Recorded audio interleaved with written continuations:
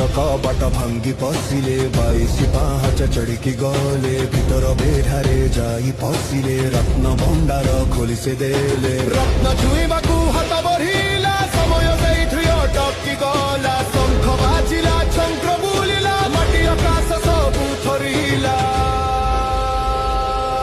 ଆଖିରେ ଅନଳ, ମୁହଁରେ ଶାନ୍ତି, ରୌଦ୍ର ରୂପ ଦେଖି ସବୁ ଥରନ୍ତି। ଧୀରେ ଧୀରେ ବପୁ ଏତେ ବଢିଲା, ଘର ପୁରୀ ଗଲା ଜାଗା ନ ହେଲା।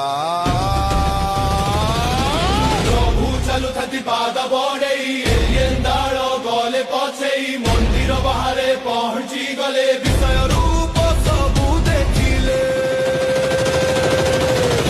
ଆଖିରୁ ନିଆଁ ବାହାରି, ଏଲିଏନ୍ ମାନଙ୍କୁ ଦେଲା ଯେ ଯାଇ, କି ଅବସ୍ଥା ହେଲା ସବୁ ଦେଖିଲେ, ଜୟ ଜଗନ୍ନାଥ ବୋଲି ଡାକିଲେ।